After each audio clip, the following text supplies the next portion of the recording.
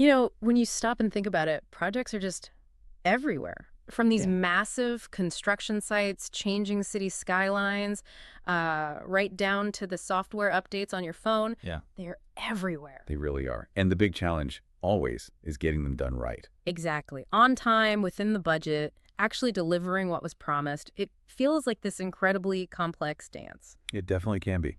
So today we're going to really get into it. We're doing a deep dive into project management. That's the plan.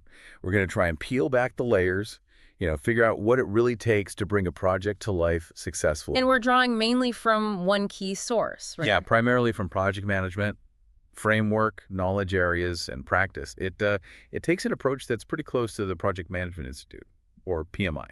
That's kind of the big name in the field. Okay.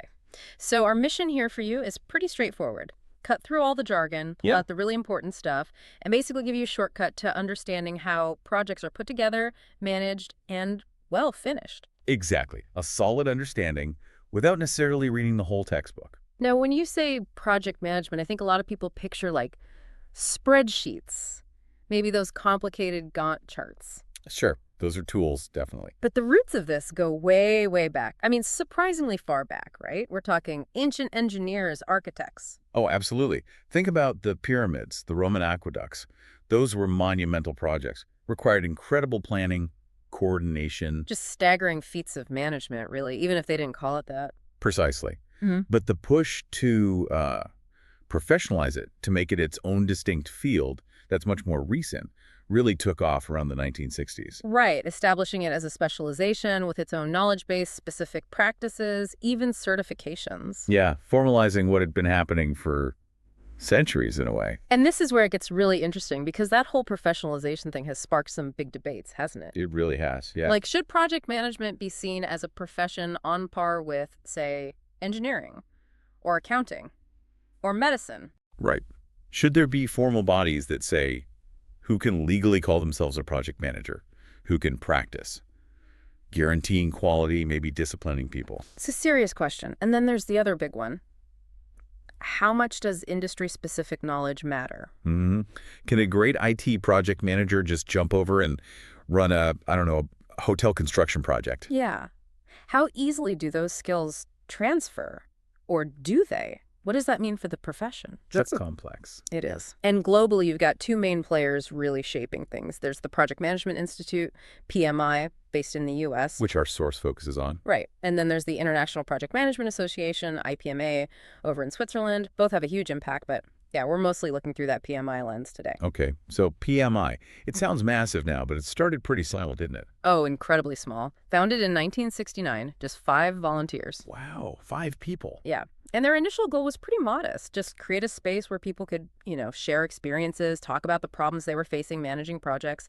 Just a forum, basically. Pretty much. But from that simple idea, it really grew. Clearly. And their core belief, the thing that really propelled them, was this idea that the basic tools and techniques of project management, they're common. They apply across industries. So it doesn't matter if you're building software or, a bridge. That's the premise. Yeah. A lot of the fundamentals are the same.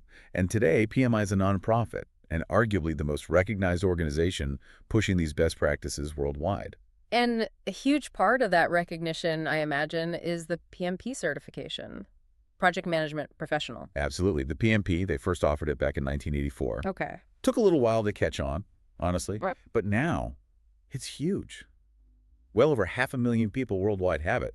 Right. It's become, like, the gold standard. So for you listening, if you see PMP, it means something. It's a recognized mark of expertise. It really is. It signifies a certain level of knowledge and experience. And to make sure everyone's speaking the same language, PMI introduced the PMBO guide. Ah, yes, a PMBOK, a guide to the project management body of knowledge. Exactly. Came out in 87. The idea was just to keep terms and concepts clear, consistent. Makes sense. And it's not static. It gets updated regularly.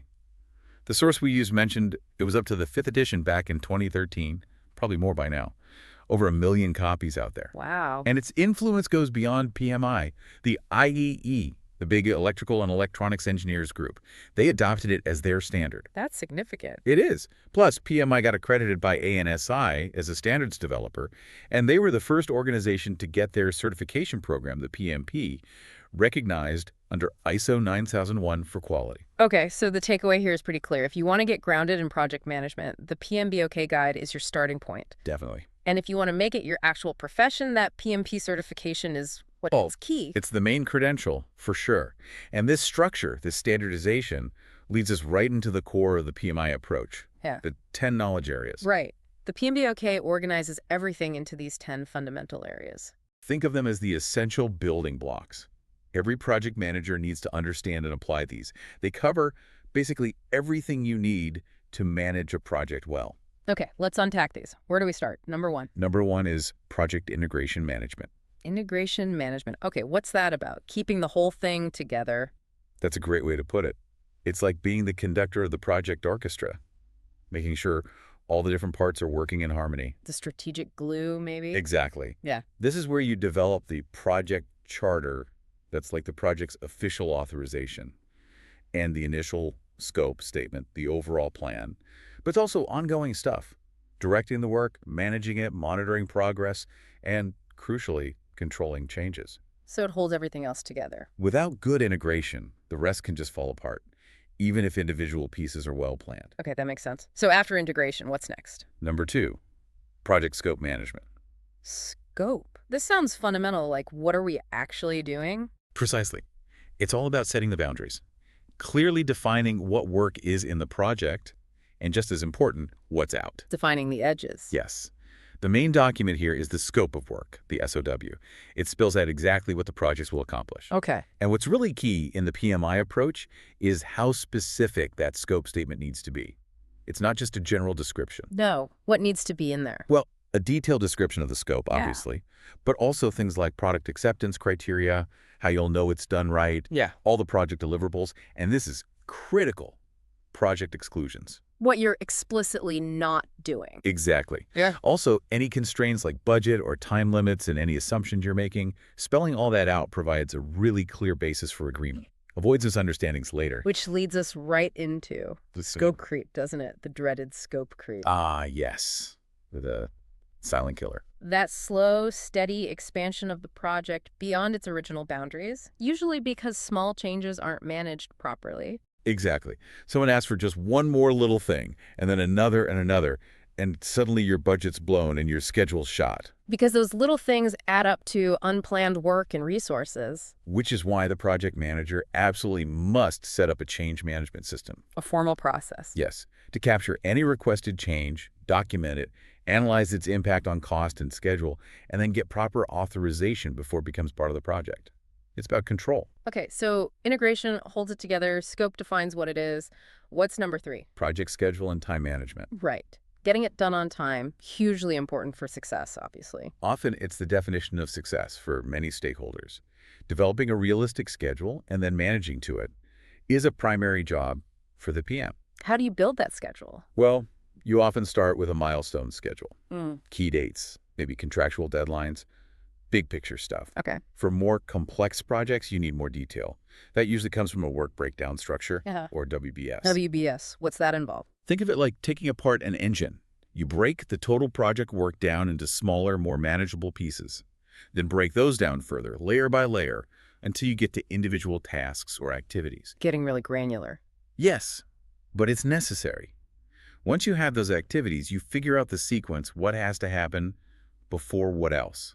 That gives you your project logic. Like you can't paint the walls before the drywall is up? Exactly, those dependencies. Then you estimate how long each activity will take. Put it all together, and you have your detailed schedule. And this is where that term critical path comes in, right? Ah, yes. The critical path. Very important concept. So what is it exactly? It's the longest sequence of linked activities from the very start of the project to the very end. Longest sequence. Right. And because it's the longest path, it determines the shortest possible time the entire project can be completed in. Ah, okay. So any delay on an activity on that critical path directly delays the project's finish date, unless you can make up time elsewhere on the path. So managing those specific critical path activities is, well, critical. Absolutely vital skill. And if things do cause delays, and they often do, you might need techniques to shorten the schedule. Things like compressing or crashing it. Trying to speed things up to get back on track. Exactly. It's a constant juggling act. Okay. Integration, scope, schedule. What's number 4? Project cost management. Ah, the other big one. Finishing within budget. Usually right up there with finishing on time as a measure of success. Usually, but not always. Well, sometimes the deadline is just paramount. Mm-hmm. Think about developing a life-saving drug, maybe, or rushing a product to market to beat a competitor. In those cases, costs might become secondary to speed. True. So how do you manage costs? Starts with estimating, I assume. Yes, but the accuracy depends heavily on how much information you have. Early on, with very little detail, you might do a conceptual estimate. Really just a ballpark figure. Based on experience or similar past projects? Exactly. Then, as you get a bit more info, maybe approximate size of a building or production capacity, you could do a rough order of magnitude estimate, a ROM. Still approximate, but better. Okay. Finally, when the design is pretty well defined, the number of rooms in a house, the materials, the location, then you could develop a detailed project estimate. And that's your budget baseline. It becomes your baseline, yes. But it's important to remember, even a detailed estimate is not a final bid price. It's your internal plan. Got it. And then you track costs against that plan. Right. You compare the cost of the work actually done against what you budgeted for that work. And if there are differences, deviations? They can happen for two main reasons. Either market prices changed, maybe the cost of steel suddenly went up. Out of your control. Right?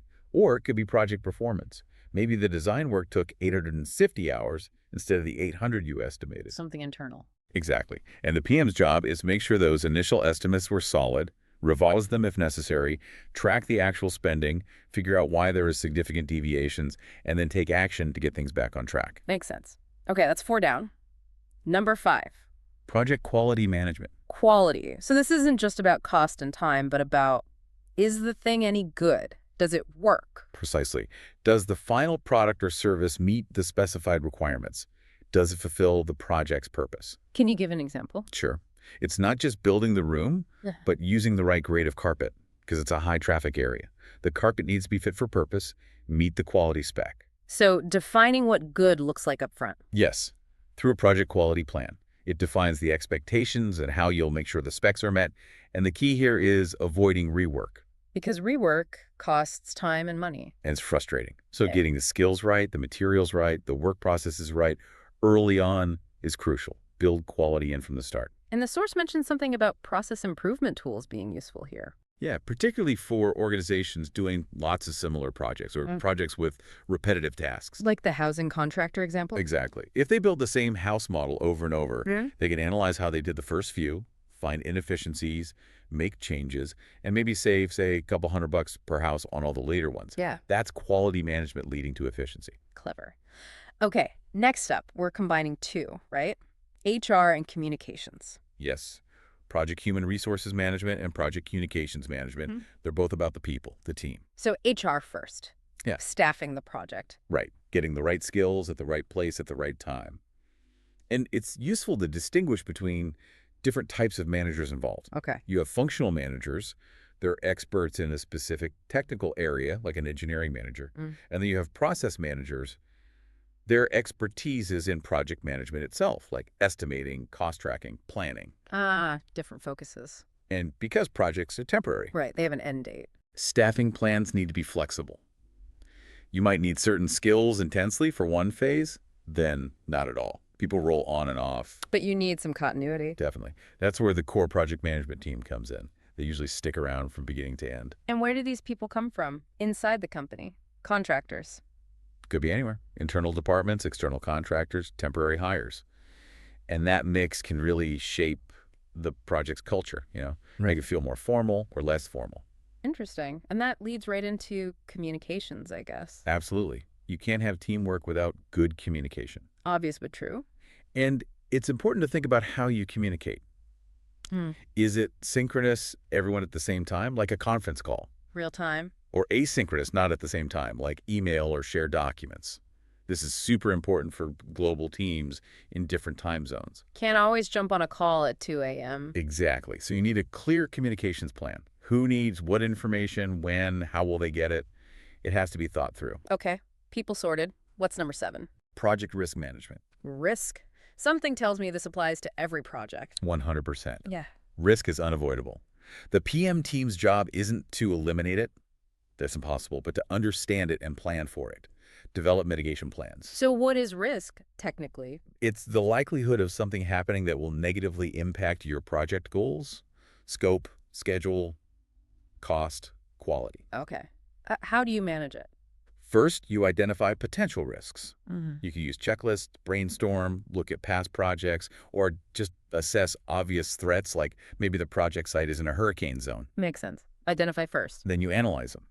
How likely is each risk to happen? And if it does, how bad will the impact be? Likelihood and impact. Right. That helps you prioritize. You focus on the high likelihood, high impact risks first. And then you try to mitigate them. Exactly. The mitigation plan aims to reduce the likelihood of the risk happening or lessen the impact if it does. Oh. Lots of ways. Maybe you choose a more reliable supplier or build redundancy into a system. A very common tool is contingency. Money set aside. Yes. Funds specifically earmarked for unforeseen events. Higher risk projects generally need bigger contingency budgets. It's your safety net. Got it. Risk managed, or at least planned for. What's number 8? Project procurement management. Procurement. Buying stuff. Essentially, yes. But the effort involved can vary hugely. On some projects, the main client organization handles all the buying. Okay. But on bigger, more complex ones, you definitely need dedicated procurement people on the project team. And you're buying different kinds of things, right? Good distinction. You might procure materials that become part of the final product, like bricks for a building. Part of the deliverable. Right. Or you might procure equipment needed just to do the work, like renting a special crane or buying that mortar mixer we mentioned earlier. That equipment might be sold or returned later. It's a tool for the project, not the product itself. Okay. And how do you approach buying these things? The source highlights 3 main ways. First, commodities. These are standard items, concrete, office supplies usually bought based on the lowest bid. Price is key.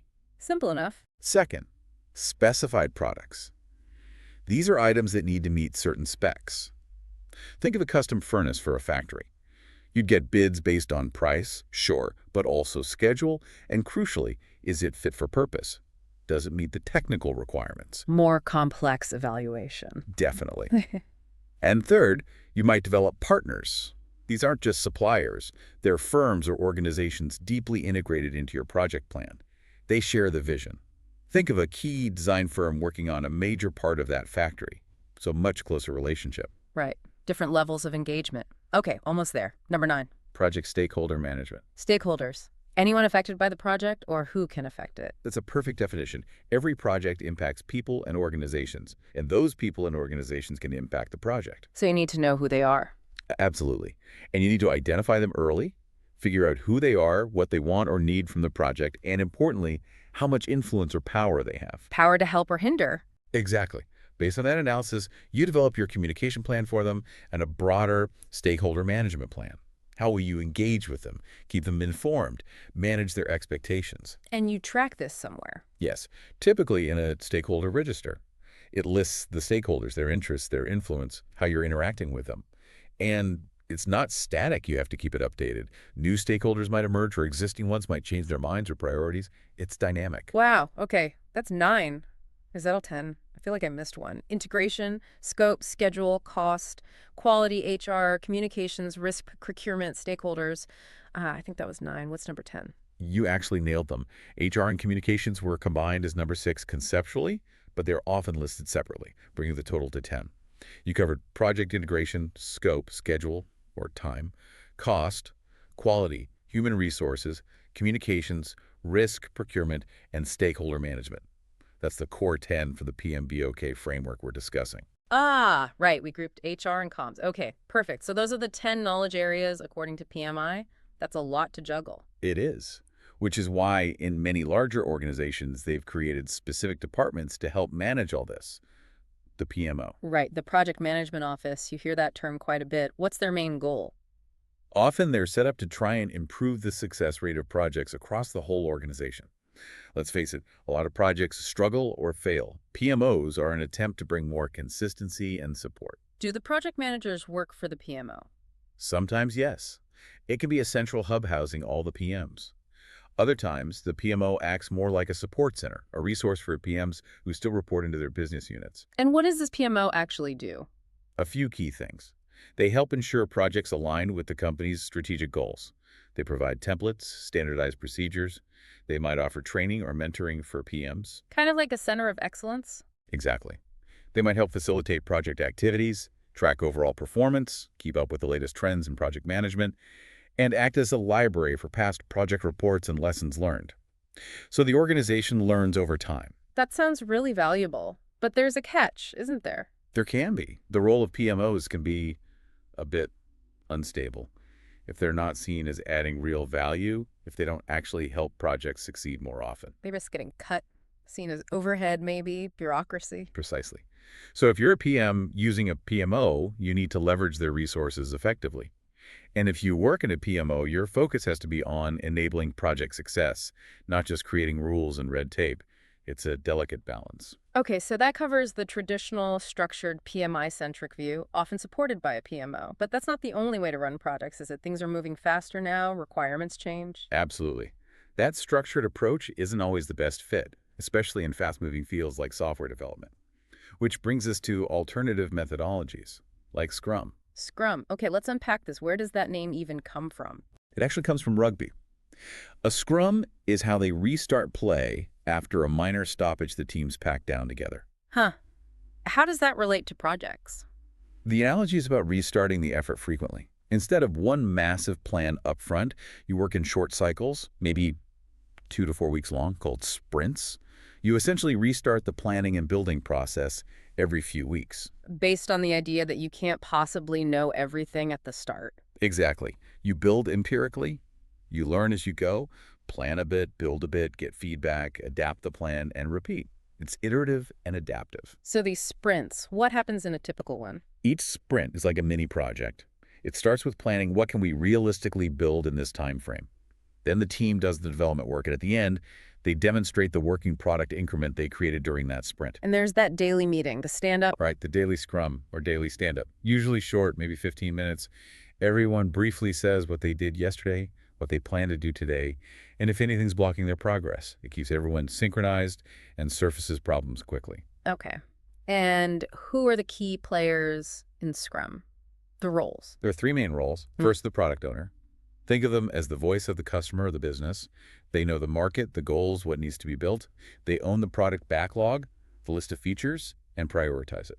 So they decide what gets built. In what order? Yes.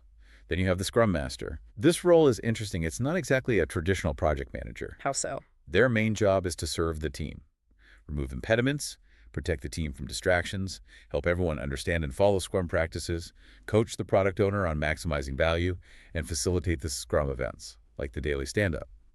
More of a facilitator and coach than a director. Okay. And the third role? The development team. These are the people who actually build the product increment each sprint. Crucially, they're self-organizing.